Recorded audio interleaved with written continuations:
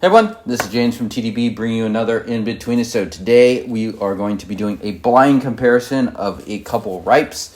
One is the Maojian ripe from the 1990s that Quiche from the Taishunhe sells. And the other one is the Best Taste. So why this comparison? Well, I think I've seen people, specifically Quiche, compare these two, saying that they are kind of similar. They're both kind of like loose leaf. You're not looking at very compressed blends here. Even though the Best Taste has a lot of 7572 in it, which is interesting. And how do I see both of these teas? Well, I mean, they're both kind of old school in a way. The Maojian ripe is probably just kind of an old, very tippy ripe that people just kind of forgot about or stored for a while. Whereas the Best Taste, I see this as kind of like the equivalent of like one of those like Asian master pot soups that you have just going on forever, and it's like, oh, let's add some more stuff into it today, and so it's just like you have this formula that's been kind of molded in the Yee On warehouse for ages. So Yee On is one of those kind of polarizing things. Is like you either it has a lot of fans, it has a lot of haters, a very dank traditional storage on the strong side of things. I really like it. I'm a big Yee On fan. So for me at least, teas like this really pass the speed test. So when people were saying that they like the Maojian more than Best Taste, my eyebrows went up a bit. So I wanted to do this comparison, and you might watch this and you might even compare these two, and you might end up with a very different conclusion than me, and that's totally fine. Different tastes certainly for Yee On exist. It's definitely one of those areas where it's not necessarily very objective. It's either does this fit kind of the comfort level tea for you or not, and for me it absolutely passes that test with fine colors. So yeah, let's compare these two. Let's see if we can get any additional insights there. So yeah, let's get going on these brews. All right, brewing these right out of the gate, it's pretty obvious which tea is which. This tea on the left has that Yee On stink to it. The leaves are also a little bigger, so that's definitely one pretty obvious takeaway from this. Whereas this 90s Maojian, the leaves are all very, very small, very consistent as well. And it is noted that on the description that has kind of this ginseng sticky rice, absolutely see that in here.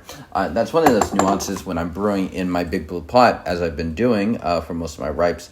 That does sometimes get lost a little. I mean, the ripes inherently are very casual teas for myself. And so sometimes, you brew tea different way. And when you approach it in this more small vessel approach, taking steep by steep, it does come across a little differently. Cheers.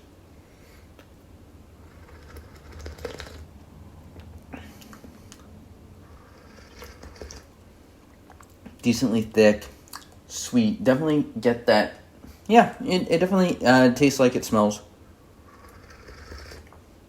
For me, it's a little narrow, and that's kind of my complaint on a lot of tippy blends in general, is they are a little narrow sometimes. This one in particular is probably even more prone to that, just because it is so kind of using one type of leaf.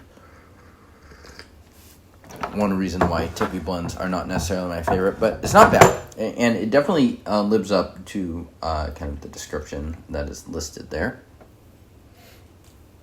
I am almost through with my bag of this, which is why I'm bringing it on. Probably not a restock for me. Things like the 7581 I think are a lot more of my style of the older ripes that Quiche sells. Cheers.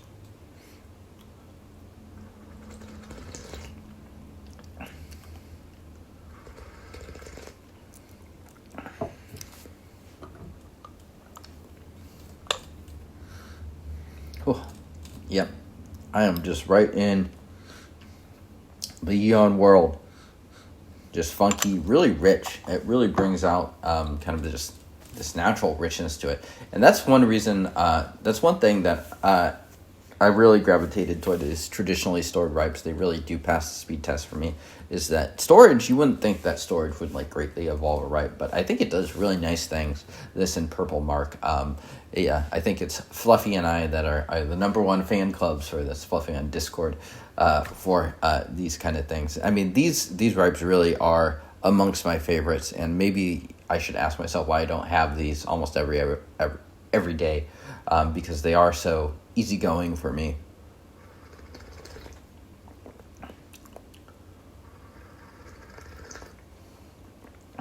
little herbal. Kind of has this nice silk texture going on to it too. Just goes down so easy. And sorry, Quiche, but I definitely prefer the Best Taste of these.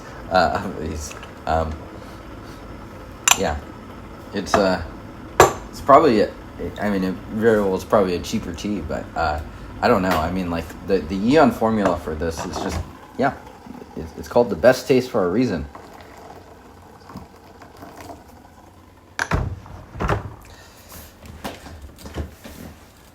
I'm curious what other people have thought of this 90s Maojian. I haven't heard a lot of chatter about it, whereas like something like the 7581 or even the date brick that they sell a bit more. Maybe loose leaf in general is not it's not as popular.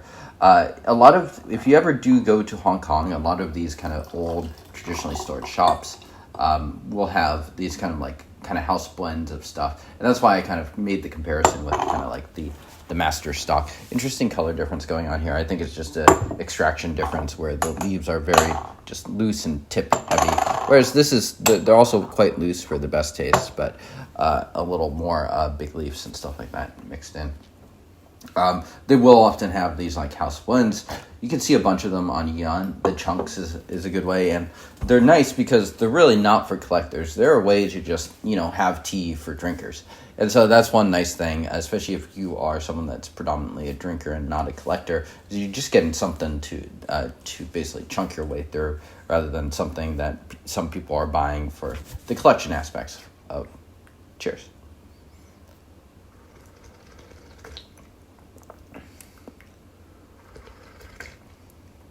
This also has some of that ginseng sticky rice to it. It's a little more predominant in certainly the 90s tea. They both taste, fairly old, but a lot of that is because the yeast storage can definitely obfuscate some of the age, and it might make something seem a little bit older than it actually is, and that is the real power of traditional storage too.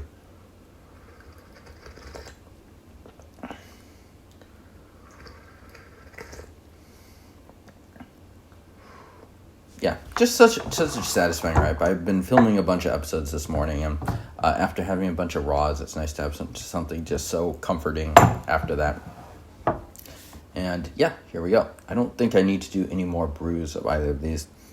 It's one of those comparisons that I had a feeling there's no point in buying yet, and indeed that's mostly the case here.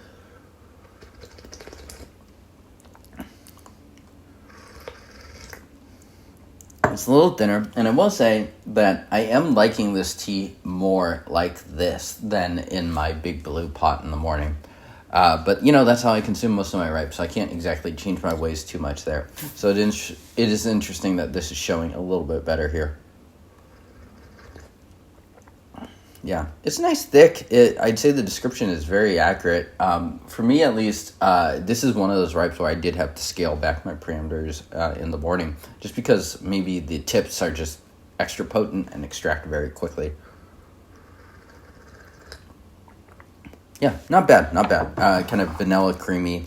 Definitely a little bit more of a generic ripe there. So I think in the end, if you like the Yee taste and you like Yee On teas, definitely choose the Best Taste. If you are someone that is not a fan of Yee, but is still a ripe drinker, like some of those older ripe tastes, then this 90s Maojian is a good pick as well. I will also shout out the Steeping Room, where you can find some of the best Yee On hits there, including the Best Taste. It's a little more expensive, but the state of international shipping, especially to the U.S. right now, is not great. So yeah, definitely check them out too if you want to get a little bit of taste of the Best Taste. They sell nice small sample sizes too, so a great way to just kind of tip your toes in. So thank you all for tuning in. I will see you all next time. Cheers.